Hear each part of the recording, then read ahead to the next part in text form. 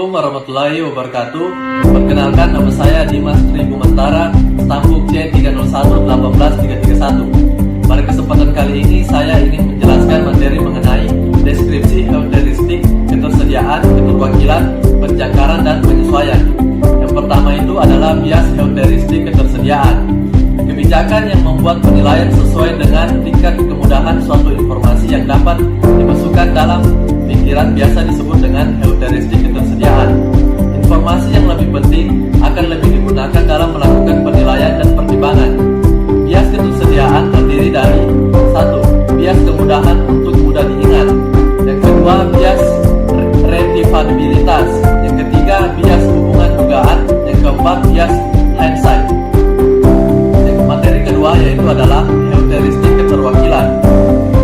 Dalam kondisi tertentu, bias yang paling mudah untuk diprediksi adalah bias keterwakilan. Heuristik keterwakilan adalah alat mental yang bekerja dalam menaruh sebuah bayangan dari suatu himpunan ke anggota himpunan. Maka saat kita berjumpa dengan anggota himpunan lainnya, kita dibimbing oleh heuristik ini untuk merekatkan ikatan ke anggota himpunan tersebut. Penggunaan heuristik ini memang lebih efektif dalam keseharian, namun menjadi bias apabila tidak dilakukan secara proporsional. Bias heuristik keterwakilan terdiri dari 1. Bias tidak peka terhadap base rate. Yang kedua, bias tidak peka terhadap ukuran sampel. Yang ketiga, bias kesalahan konsepsi dari peluang. Yang keempat, bias regresi pada mean. Yang kelima, bias kesalahan konjugasi. Materi yang ketiga adalah heuristik penjangkaran dan penyesuaian. Heuristik penjangkaran dan penyesuaian adalah kecenderungan untuk mengawali sebuah nilai tertentu agar bisa melakukan sebuah penilaian. Dalam heuristik penjangkaran dan penyesuaian terdapat beberapa standar-standar perilaku yang digunakan untuk mempermudah melakukan penilaian terhadap orang lain. Heuristik penjangkaran dan penyesuaian terdiri dari 1. Penyesuaian acuan yang tidak layak. Yang kedua, konjungtif dan disjungtif kejadian bias. Yang ketiga, overconfidence. Materi yang terakhir adalah penerapan dan penelitian akuntansi. Model penyesuaian keyakinan menurut Hogarth dan Einhorn pada tahun 1992, mereka mengatakan bahwa dengan menggunakan pendekatan anchoring dan adjustment menggambarkan tentang penyesuaian individu karena adanya bukti baru ketika melakukan evaluasi bukti secara berurutan. Pendekatan anchoring dan adjustment adalah ketika seseorang melakukan penilaian dengan dimulai dari nilai awal untuk dan menyesuaikan untuk menghasilkan keputusan akhir. Nilai awal tersebut diperoleh dari kejadian sebelumnya. Sekian dari saya, terima kasih.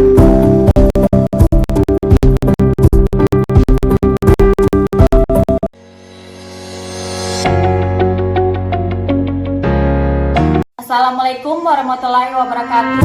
Perkenalkan, nama saya Novi Quratul Quraini, stambuk C301-18316. Di sini saya akan membahas materi tentang deskripsi heuristik ketersediaan, keterwakilan, penjangkaran, dan penyesuaian.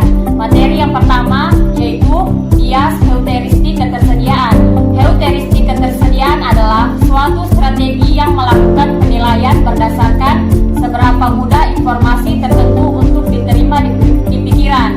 Oleh karena itu, informasi yang lebih berpengaruh dan berguna akan bertambah untuk digunakan dalam melakukan penilaian dan pertimbangan.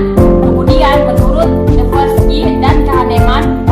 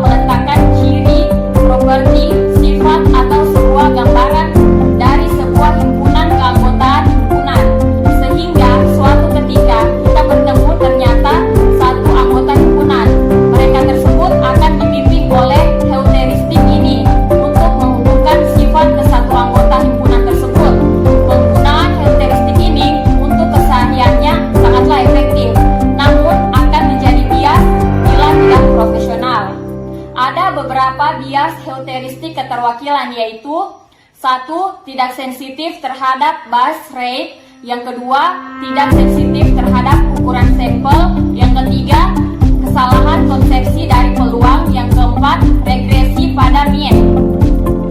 Yang kelima, kesalahan konjuksi. Materi yang ketiga yaitu heuristik penjangkaran dan penyesuaian. Penjangkaran adalah keinginan untuk mengawali sebuah nilai tertentu, dengan itu bisa dilakukan sebuah penilaian. Oleh karena itu, terdapat satu standar-standar perilaku yang digunakan untuk mempermudah yang dilakukan penilaian terhadap orang lain. Ada beberapa bias heuristik penjangkaran dan penyesuaian, yaitu yang pertama, penyesuaian acuan yang tidak layak. Yang kedua, konjungtif dan disjungtif kejadian bias. Yang ketiga, overconfidence. Dan materi yang terakhir yaitu penerapan dan penelitian akuntansi. Menurut Hogarth dan Einhorn pada tahun 1992, dalam model penyesuaian keyakinan dengan menggunakan pendekatan penahanan dan penyesuaian untuk menggambarkan penyesuaian individu. Karena adanya bukti baru ketika melakukan evaluasi bukti secara berurutan. Pendekatan penahanan dan penyesuaian seperti yang telah disampaikan sebelumnya, yaitu jika seseorang melakukan penilaian dengan memulai dari suatu nilai awal, kemudian menyesuaikan untuk menghasilkan keputusan akhir. Oleh karena itu, nilai awal ini diperoleh dari kejadian atau pengalaman sebelumnya. Model penyesuaian keyakinan untuk memprediksi dengan memperbaiki keyakinannya yang sekarang dan dipengaruhi oleh beberapa faktor bukti.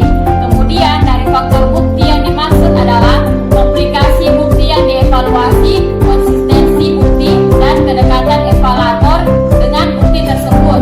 Model penyesuaian menempatkan karakteristik tugas sebagai moderator dalam hubungan antara urutan bukti dengan pertimbangan yang akan dibuat. Fenomena pengaruh urutan bukti itu muncul karena adanya interaksi antara strategi proses informasi dan karakteristik tugas sebagai moderator dalam hubungan antara urutan bukti dengan pertimbangan yang akan dibuat. Sekian dan terima kasih.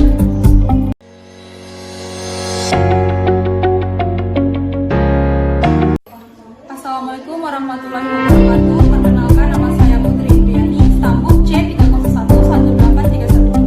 Pada kesempatan kali ini saya akan membahas materi tentang deskripsi, heuristik ketersediaan, keterwakilan, penjangkaran, dan penyesuaian. Materi yang pertama yaitu bias heuristik ketersediaan. Heuristik ketersediaan adalah strategi membuat penilaian untuk melihat seberapa mudah informasi tersebut dimasukkan dalam pikiran. Informasi yang lebih dominan dan penting akan lebih dipakai dalam melakukan penilaian dan pertimbangan. Pada tahun 1964, Levensky dan Kahneman menjelaskan bahwa heuristik ketersediaan diartikan sebagai petunjuk praktis di mana para pengambil keputusan menilai frekuensi, kelas, atau probabilitas dari peristiwa dihubungkan dengan contoh atau kejadian yang dapat dibawa pikiran. Bias heuristik ketersediaan yaitu bias yang pertama, kemudahan untuk meringankan atau berdasarkan atas keseringan dan keterbaharuan. Yang kedua, bias prediktibilitas berdasarkan atas struktur ingatan. Yang ketiga, hubungan dugaan, dan bias yang keempat yaitu Einstein bias. Bias heuristik keterwakilan yaitu bias tidak sensitif terhadap bus rate, bias tidak sensitif terhadap ukuran sampel, bias kesalahan konsepsi dari peluang, bias regresi pada mean, bias kesalahan konjugas. Materi yang kedua yaitu heuristik keterwakilan. Heuristik keterwakilan ini mengarah pada bias yang paling mudah untuk diprediksi dalam situasi apapun. Keterwakilan dapat diartikan sebagai mesin mental bekerja dalam meletakkan ciri, properti, sifat, atau sebuah bayangan dari himpunan ke anggota himpunan. Sehingga pada saat kita bertemu satu anggota himpunan, kita akan dibimbing oleh heuristik ini untuk memberikan sifat ke satu anggota himpunan tersebut. Menggunakan heuristik keterwakilan memang sangat efektif untuk sehari-hari. Namun, ada efeknya, yaitu akan menjadi bias bila tidak proporsional. Materi yang ketiga yaitu heuristik penjangkaran dan penyesuaian. Penjangkaran adalah tren untuk mengawali nilai tertentu agar dapat melakukan sebuah penilaian.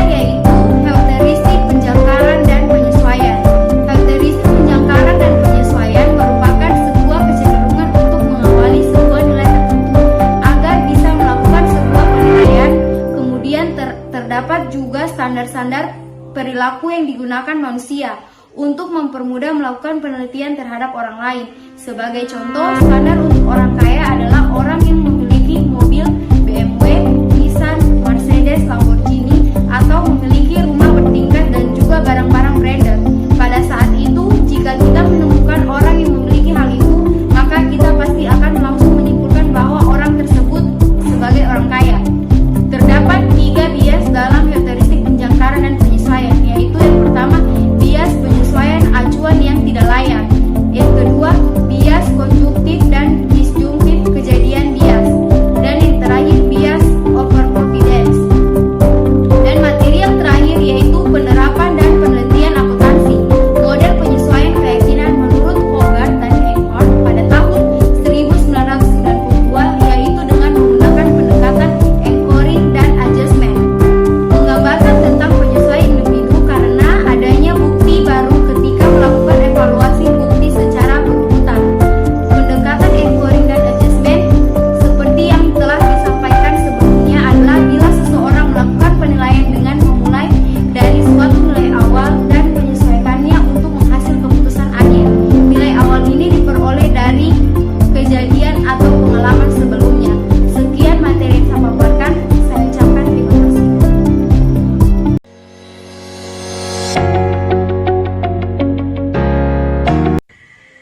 Assalamualaikum warahmatullahi wabarakatuh.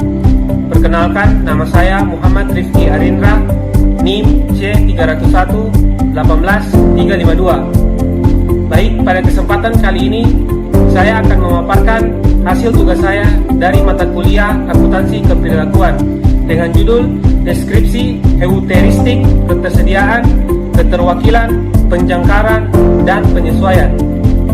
Baik, langsung saja poin pertama, bias heuristik ketersediaan. Strategi membuat penilaian berdasarkan seberapa mudah informasi tertentu dimasukkan ke pikiran merupakan definisi dari heuristik ketersediaan informasi. Informasi lebih menonjol dan penting akan digunakan dalam melakukan penilaian dan pertimbangan.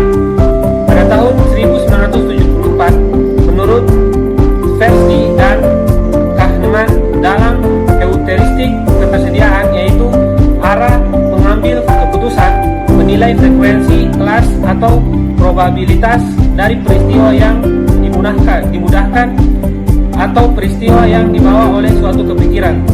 Jadi di dalam bias heuristik ketersediaan ada 4 bias. Bias pertama, mudah untuk diingat, dalam kurung atas dasar keseringan dan keterbaharuan, tutup kurung. Bias kedua, retiefabilitas, dalam kurung berdasarkan atas struktur ingatan, tutup kurung. Bias ketiga, hubungan dugaan. Dan bias yang keempat, hindsight bias. Baik, selanjutnya saya akan menjelaskan poin kedua, yaitu heuristik keterwakilan. Dalam bagian ini, heuristik keterwakilan yang dibahas mengarah kepada bias yang paling mudah diprediksi di situasi tertentu. Keterwakilan ialah mesin mental yang bekerja dalam menaruh ciri, properti, sifat, dan bayangan himpunan ke anggota himpunan. Ketika bertemu satu anggota himpunan, kita dibimbing oleh heuristik ini untuk melekatkan sifat ke satu anggota himpunan itu. Heuristik ini yang digunakan memang efektif di kegiatan sehari-hari, tetapi menjadi bias bila tidak proporsional. Jadi di dalam heuristik keterwakilan ada 5 bias. Yang pertama, bias pertama tidak sensitif terhadap base rate. Bias kedua tidak sensitif pada ukuran sampel. Bias ketiga, kesalahan konsepsi dari peluang. Bias keempat, regresi pada mean. Dan bias terakhir, kesalahan konjugasi. Selanjutnya, saya akan menjelaskan poin yang ketiga, yaitu heuristik penjangkaran dan penyesuaian. Kecenderungan untuk mengawali sebuah nilai tertentu merupakan definisi dari penjangkaran. Dalam melakukan sebuah penilaian, terdapat standar perilaku yang digunakan untuk melakukan penilaian terhadap orang lain. Jadi di dalam heuristik penjangkaran dan penyesuaian terdapat 3 bias. Bias pertama, penyesuaian acuan yang tidak layak. Bias kedua, konjungtif dan disjungtif kejadian bias. Bias ketiga, overconfidence. Baik, selanjutnya saya akan menjelaskan poin terakhir, yaitu penerapan dan penelitian akuntansi.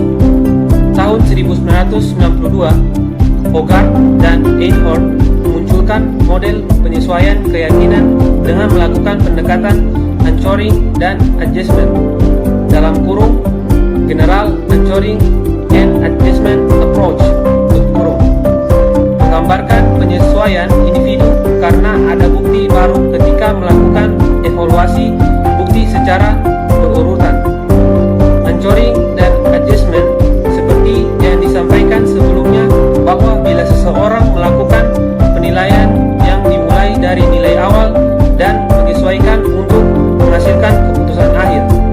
Nilai ini diperoleh dari kejadian atau pengalaman sebelumnya.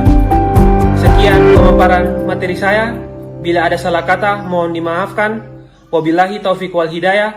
Wassalamualaikum warahmatullahi wabarakatuh.